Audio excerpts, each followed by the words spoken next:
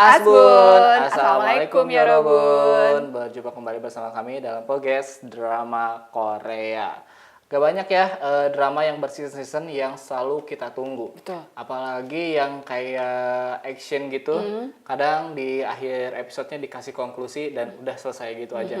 Beda sama Taxi Driver, season ketiganya udah hadir dan udah dari sejak 2023 season 2 selesai, orang-orang udah langsung nanya season 3-nya mana? Kapan lagi mereka?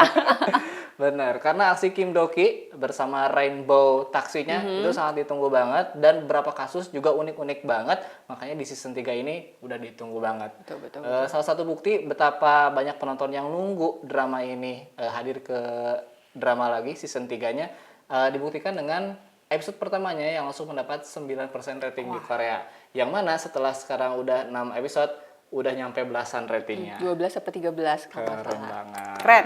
Kali Kim ini kita akan membahas ya Taxi Driver yang kita sukai banget, yang kita nantikan banget. Terry udah ngerangkum apa aja untuk Taxi Driver kali Kurang ini? lebih bagi yang belum pernah nonton, ini kan udah 3 season nih. Iya. Season 1 2021, 2023 dan sekarang 2025. Iya. Jadi sebenarnya Taxi Driver itu apa sih? Jadi itu drama yang mengisahkan tentang Rainbow Taxi, yaitu suatu tim yang simpelnya memberikan layanan untuk balas dendam. Kepada siapa? Oke. Ya kepada mereka yang membutuhkan. Kurang lebih sih kayak gitu. Jadi mereka ngerasa bahwa di negara mereka penegak hukum gagal memberikan keadilan, sehingga mereka memutuskan untuk melawan kejahatan dengan kejahatan. Ya karena emang kalau nggak kayak gitu, ya mereka terus aja menjadi korban dan merasa putus asa. Itu pemerintahnya jahat gak?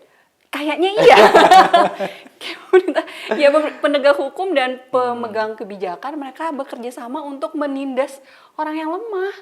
Kayak di mana gitu ya. Benar-benar. Aku suka banget karena si grup taxi driver ini yang namanya Rainbow Taxi, emang mereka mencari orang yang ada di titik terendah mereka, Betul. merasa putus asa dan mencoba untuk membalaskan dendam dari kliennya. Betul, dan Kayak tagline-nya tuh unik banget. Oke. Tagline-nya adalah jangan mati, jangan bunuh diri, ayo balas dendam. Iya, Dan yang unik adalah iklan mereka, iklan Rainbow Taxi itu ditempelkan di berbagai lokasi yang sekiranya memungkinkan untuk orang yang mau bunuh diri.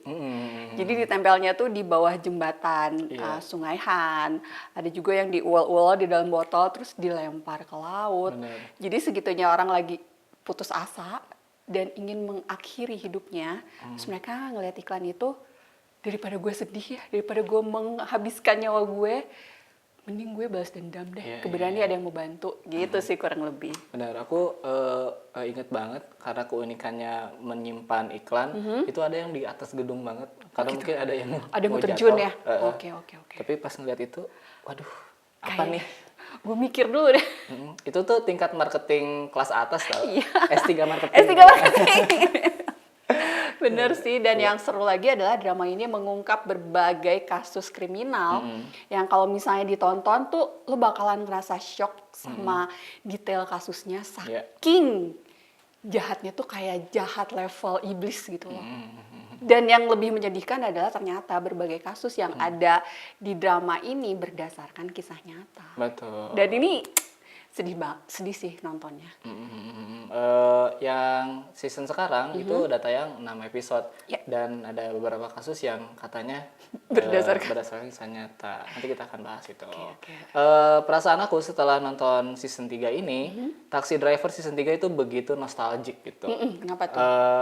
Beberapa khas yang ada di season 1 dan season 2 dimunculin lagi di season 3 dan aku ngerasa kayak ya ampun, aku akhirnya bisa nonton season baru nih. Salah satunya adalah munculnya para karakter Kim Doki, terus juga ada Go-eun, terus juga ada sidekick yang 2 orang itu. Ya tukang bengkel dan Bener banget. teknisi Dan juga CEO-nya. Leadernya. Dan aku ngerasa nostalgia banget ketika ada Kim Doki masuk turun ke bawah. pakai lagu backsoundnya yang Bener. unik dan khas itu. Dibuka dulu lemari yang padahal itu adalah pintu menuju ke bawah. Terus juga yang nostalgic banget adalah ada satu klien yang dia tuh persetujuannya lewat sebuah Game. gitu Oke, kan. Dia bener-bener. masukin dulu koin di situ, terus memilih mau menyerah aja atau balas dendam. Ya jelas lah balas dendam. Jujur.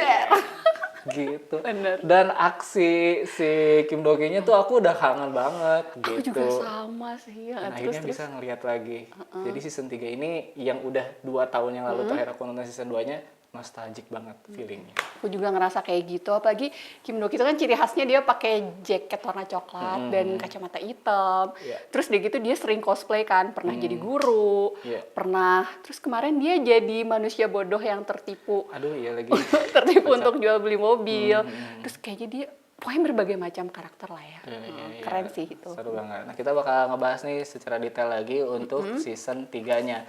Episode 1-2 dibuka dengan kasus yang menurut aku kayaknya bakal relate nggak cuma di Korea, tapi di Indonesia juga. Karena tema besarnya adalah judol. Judi online guys.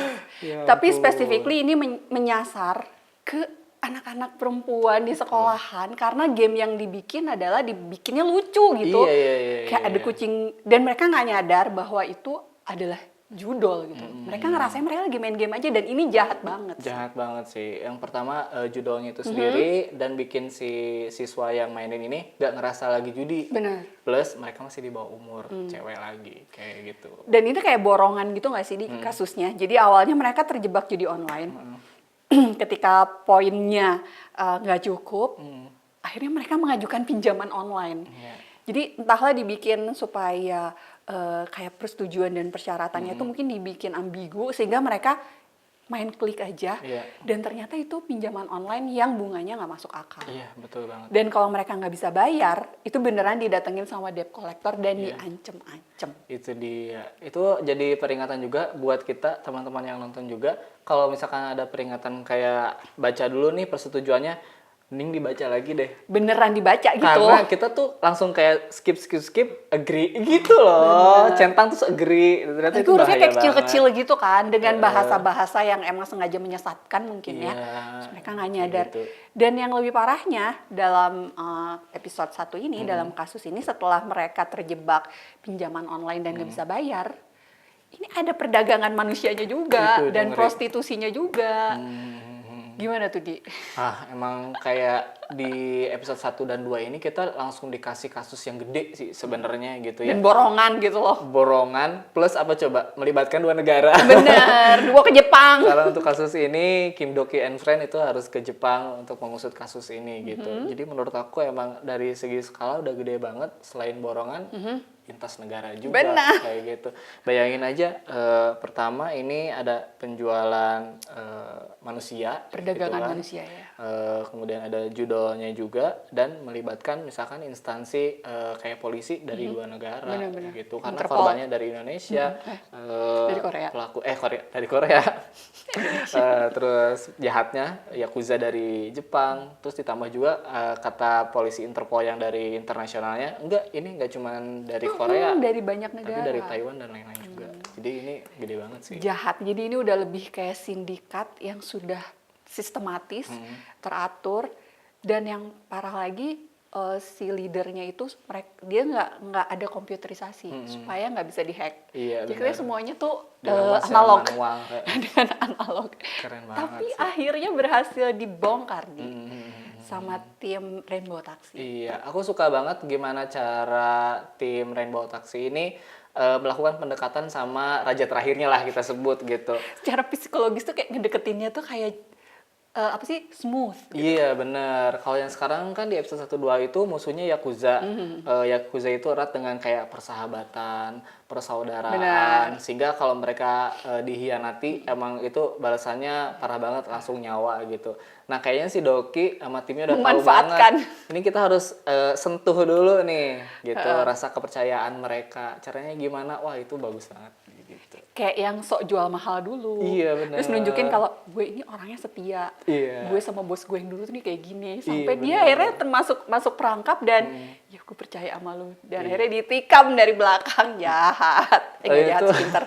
itu ingetin aku sama season 2 yang waktu Doginya menyentuh hati si cewek itu yang apa tuh phishing ya kalau Iya, itu waktu itu mah. kalau nggak salah kasusnya adalah penipuan lewat telepon atau Iya, phishing. itu. Dan menurut aku itu cara Doki merebut hati si cewek itu tuh bagus, tapi di sisi lain ada jahatnya juga. Itu kasihan si mothernya kan. Dimanfaatkan gitu ya rasa sayangnya.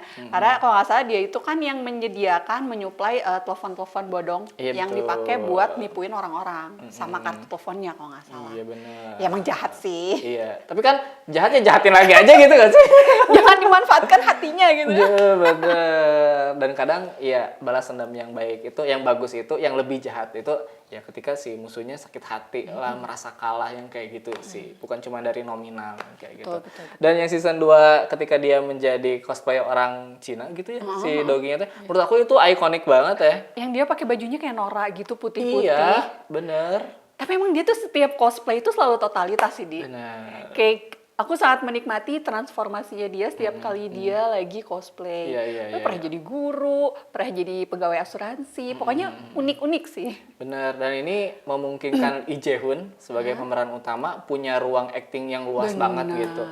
Kalau misalnya ada beberapa drama yang ruang actingnya banyak, itu misalnya kayak dia berkepribadian ganda, dia kembar kayak gitu. Nah, kalau di Taxi Driver karena sifatnya juga per case, terus per case punya solusi sendiri-sendiri. Ini Jaehoon, waduh, ditantang banget aktingnya gitu. Benar. Karena tiap kali ada kasus dia harus pura-pura jadi ini, pura-pura jadi ini, pura-pura jadi ini, dan itu tiap episode beda-beda. Itu makanya yang bikin kita jadinya nggak bosen kali ya dia. Mungkin itu. Jadi karena kayaknya udah dipas-pasin nih tiap 2 episode kasusnya selesai. Lanjut lagi 2 episode, kita ngelihat sekarang Kim Do-ki dia akan cosplay jadi apa lagi nih gitu kan. Nanti episode selanjutnya dia akan berubah lagi. Mungkin itu jadi kayak dinamikanya tuh seru gitu. Aku setuju sih. Soalnya kalau misalnya kita lihat garis besarnya aja, cara penyelesaian tiap kasus bakal bosan tahu. Benar. Makanya harus diisi dengan cosplaynya si Jaehoon. Karena emang ya kalau dipikir-pikir ya, kan mereka tuh jahat itu kayak jahat kebangetan yang dajal, super dajal gitu kan ya.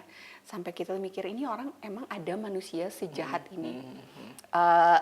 Tapi kita nontonnya tuh kayak satisfy karena kita tahu dia pasti menang. Iya sih. Si Kim gitu. Do-ki itu kayak super kuat.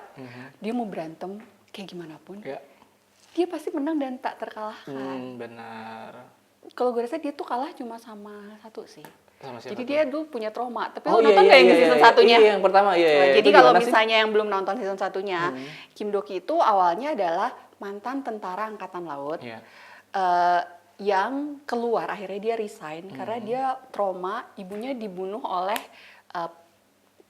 pembunuh berantai. Iya. Dan ketika hal itu terjadi, Doki bukan menyaksikan ya, dia ada di sana ketika sudah selesai. Terus dia ngedengerin ini ada panci air mendidih yang bunyinya tuh tit gitu. Iya. Dan setiap kali dia mendengar bunyi itu dia langsung trauma, jadi kayak bunyi peluit gitu. Jadi Doki itu kalahnya cuma bunyi peluit doang. Karena dia belum bisa menyelesaikan trauma akan kematian ibunya yang dibunuh oleh pembunuh bayaran. Benar. Dan itu yang kalau nggak salah hal itu yang menyebabkan dia akhirnya bergabung sama Rainbow Taxi. Kalau nggak salah dia hampir membunuh si pembunuh bayarannya karena itu kasusnya selesainya nggak memuaskan lah. Sampai akhirnya diketemuin sama si leader sama CEO-nya terus direkrut gitu sih. Yang menarik dari grup Rainbow Taxi ini adalah tiap anggotanya juga punya memiliki masalah latar belakang. Gitu. Semuanya tuh korban. Korban atas ketidakadilan yang akhirnya mereka memutuskan untuk balas dendam sih. Jadi setiap kali ngelihat mereka kayak menghajar penjahat tuh kayak ada aura ganas gitu yang terbalut oleh amarah yang mewakili para korban yang tersakiti. Jadi kita juga nontonnya kayak tonjok aja sih, sebel tonjok dan ini pasti menang sih. Jadi kita nontonnya kayak udahlah pasti menang. Kayak si member lainnya yang ada di Rainbow Taxi ini, Go-eun. Ya, yang cewek ya. Dia tuh IT-nya hidup seperti biasa aja, tapi dia punya kakak waktu itu. Iya, kakak perempuan. Bener, yang jadi korban pencemaran video asusila kayak Bener-bener. gitu. Dan itu pun ternyata sistematis banget, gue inget Jadi ternyata ada apa sih, modus orang yang sengaja bikinin video-video mereka dengan pacarnya dan diupload secara online di satu Forum. server gede gitu, dan itu tuh duitnya gede dan kita kayak ih kenapa orang sejahat ini gitu ya.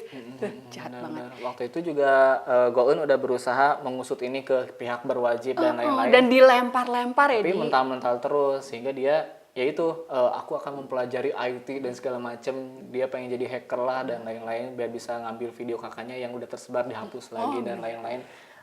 Ya tapi tidak selesai sememuaskan yang dia inginkan gitu. Sampai akhirnya dia digabung di grup ini dan menjadi seorang hackernya. Mantap. Makanya tim ini tuh solid banget karena mereka tumbuh bersama dari kepedihan menjadi korban. Iya. Jadi mereka tuh makanya sangat solid dan kompak. Dan ketika ingin membalaskan dendam para klien, mereka ngerasanya gue pernah ada di posisi itu. Gitu. Tapi Terry nggak sih ini sejarah awalnya gimana? Itu kayaknya belum diceritain ya sih? Nah itu dia, aku sempat baca beberapa artikel katanya di season 3 ini bakal di-spill dikit-dikit. Oke. Awal mula adanya taxi driver ini kayak gimana dan aku penasaran. Tapi ini 16 episode, wah. Main panjang ya. Soalnya kenapa kok tiba-tiba jadi ada di ruang basement apa sih namanya? Iya, bener. Seperangkat alat canggih yang bisa ngebantu mereka untuk melawan kejahatan tuh awalnya emang dari mana belum ya? Bagaimana sistem mereka kayak harus wawancara dulu sama klien, terus diputar di tape, didengerin sama semua. Kaset ya di? Iya, terus harus ada voting dulu. Bener. Kayak gitu-gitunya tuh awalnya kayak gimana sih? Ini dari webtoon kan? Nah itu dia. Jadi mungkin kalau yang baca webtoonnya dan tahu sejarahnya mungkin bisa di-spill karena kita nggak tahu sih. Iya. Dan seperti di season sebelumnya, season 3 ini juga menghadirkan cameo-cameo yang menarik. Di season 1 tuh ada Esom kalau nggak salah. Oh iya, dia di jaksa ya? Jadi jaksa. Di season 2 yang jadi ininya, villainnya. Jahatnya tuh Aku siapa lupa namanya, namanya, lupa, aku tapi juga dia lupa. emang mondar-mandir di drama-drama kan. Di episode 3-4 Yunsiun kemarin. Benar. Jadi apa sih, ketua penipu mobil rongsokan. Bete banget aku. Banget. Aku nonton beberapa drakornya Yunsiun.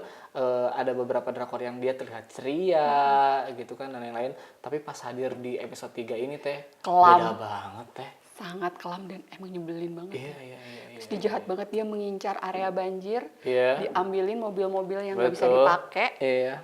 terus cuma dibersihin permukaannya aja dan dijual lagi dengan harga normal. Iya. Itu pas jahat dipakai banget sih. langsung kecelakaan. Padahal di Indonesia lagi banyak banjir tuh. Kayaknya dia kalau kesini, wow banjir. Punya sampai banyak ini ya, target mobil tuh Benar. dia. Kacau. Selain mobil juga bisa diambil kok itu pohon gelonggongannya. Kayak sawit. Iya. Ya gitu ya. Oke, Terus yang menarik lagi di apa tuh namanya season 3 karena aku baru nonton sekitar 4 episode, 2 episode laginya belum aku tonton. Ini tuh jadi lebih apa ya? Lebih fun tau gak teh? Ini tuh fun action kalau harus aku kategorikan gitu ya. Karena emang seru banget mulai dari berantemnya kayak gitu, cara mereka mengalahkan musuhnya. kayak rapih gitu ya langkah-langkahnya ya. Bener, terus kayak yang di episode 4 gimana akhirnya Yoon Seon kalah sama tim taksi ini adalah dengan cara nih lo tanda tangani kontrak yang mana kontraknya sebenarnya ini belum semua gitu kan. Ya padahal itu dilakukan sama si Yoon ke Iya, klien-klien klien-kliennya. sebelumnya. Jadi kayak senjata makan tuan gitu. Bener, jadi aku suka banget pas terakhirnya hahaha gitu. Terus itu pas dia naik mobil gak bisa direm karena ternyata dia mengendarai mobil yang dia tipu. Iya bener. Mobil bekas banjir kan. Kayak gitu. Aduh. Jadi kacau kayak balas dendam yang paling indah adalah membalas tindakan yang dulu dia juga lakukan ke orang-orang atau korban-korbannya. Itu tuh satisfying banget Satisfying gitu. Seru. Akhirnya yang jahat kalah. Bener. Ya gitu sih. Udah ada info lagi teh kira-kira cameo siapa aja yang bakal Aku sih ada di. belum ada informasi. Yang paling seru sih kemarin yang Yoon Si-yoon aja sih, tapi belum tahu lagi nih. Iya, biasanya kayak gitu villain-villain yang gede itu biasanya artis terkenal. Ya, sengaja. Kita tunggu aja kira-kira bakal ada siapa lagi di season 3 ini. Ya paling itu sih. Itu dia. Oh, juga aku ini pengen ini menyoroti nih ya. Jadi kan ini tuh korban-korbannya tuh mereka udah putus asa, nggak ada yang nolongin dia gitu. Terus aku suka banget sama taksi driver ketika mereka nunjukin bahwa si klien atau korban ini udah ada di puncak keputusasaan. Sampai Makanya memutuskan. hampir semua klien itu yang mau bunuh diri kayak gitu. Ini juga membuktikan bahwa tiap masalah tuh ada solusinya lah gitu. Salah satunya adalah ya kami ini, taksi driver ini. Dan tidak semua solusi bisa kamu selesaikan dengan sabar, dengan mengalah. Taksi driver menunjukkan enggak, Marah. jangan sabar, marah, Balas dendam. dendam. Itu tuh aku Kirain dapet banget sih. terselakal. Tiar. Enggak, ini bukan saatnya untuk itu. Balas dendam. Balas dendam. Cari Rainbow Taxi. Bener. Bener. Gitu sih. Karena emang Aku suka. menghadapi perasaan sedih dan putus asa itu susah, terpuruk, bangkitnya susah. Iya. Jadi coba dibangkitkan dulu semangat hidupnya dengan diberi rasa amarah untuk balas dendam kayak gitu tuh, sih. kayak Itu gitu. fungsinya taxi driver Iya. Rainbow Taxi kayaknya. Iya. Tapi teori enggak gak sih di akhir penyelesaiannya konklusinya biasanya tuh mereka suka ada nanti argonya sambil berjalan ya. Enggak sih soal itu. Iya. Nah itu tuh ya pada akhirnya si jahatnya yang Ngebayar. rugi kan. Jadi korban mah kalian klien nggak bayar. Nggak bayar Ini penjahatnya nih yang bakal bayar Iya. kayak gitu. Soalnya di episode 4 yang udah selesai kan ada penukaran mobil. Padahal mobil mainan itu teh Iya. ditukar sama mobil-mobil beneran yang mahal teh ya. Jadi rugi kan si Bener-bener. Yunsiunnya. Di yang episode sebelumnya juga ada segepok duit yang hilang Itu bener. Tapi itu mah udah kerjasama sama sama si Interpolnya. Interpol. Kok ini ada segepok yang hilang? Udah. Itu usah. Buat ganti rugi bener-bener. Jadi tidak menghilangkan ciri khas taksi yang ada argonya gitu. Ya, sebenarnya ini ada bayarannya. Gitu. Mereka juga butuh dana untuk operasional ya Betul. kan. Itu kan berapa itu biayanya kayak gitu. Tapi menurut Eri, taksi driver ini, si Rainbow Taxi ini melanggar hukum nggak? Iya, maksudnya secara kalau kita ngomong hal yang mendasar itu kan melawan hukum. Jadi mereka berusaha untuk melawan kejahatan Iya. dengan kejahatan. Baik dan jahat. Cuman masalahnya zaman sekarang ini kita udah nggak bisa stereotyping lah ya. Iya, Hitam iya. dan putih. Ini abu-abu banyak gitu loh. Jadi ya selama pihak yang korban Iya. bisa bangkit dan terselamatkan, kalau kata gue sih sah-sah aja. Karena kayaknya hari gini butuh nggak sih yang kayak gitu. Iya Itu lagi. kayak persetan aja lah gitu. Mau melanggar hukum, orang penegak hukumnya aja. Iya, penegak gitulah hukumnya ya. juga gitu ya kan. Bener. Makanya tuh ini mah bentuk masyarakat membantu masyarakat. Warga bantu warga. Warga bantu warga. Korban bantu korban. Korban untuk korban gitu kan. Makanya langsung berangkat Betul. ke lokasi kejadian. Pakai rompi. Pakai Anti rompi, peluru. Anti peluru. Oke, Siapa siap. tahu kan di tempat kejadian bencana Oh ada- gitu. Ada yang bikin video slow motion lagi Iya, jalan. harus ada ini juga tenaga buat angkat-angkat. Itu ada karung nih. Harus Aduh, siap-siap Konohadi. kayak gitu. Iya di Konohadi. itu episode berapa Naruto episode berapa iya, lah iya. gitu. Lagi rame-ramenya lagi Seru, dibahas. seru. Betul. Nah kurang lebih itu dia pembahasan kami untuk Taxi Driver season 3 yang seru banget. Sejauh ini baru 6 episode. Kayaknya menjanjikan untuk ditonton sampai tamat. Banyak juga katanya misteri-misteri yang kita belum dapetin di season 1-2 bakal dimunculin di season ketiga. Jadi tonton terus sampai tamat. Kalau lebih itu aja ya Terry Ya. untuk pembahasan kita kali ini atau podcast kali ini. Kita berjumpa lagi di konten selanjutnya. Jangan lupa untuk like, comment, share, dan juga subscribe. Kamsahamnida. Annyeong. Annyeong.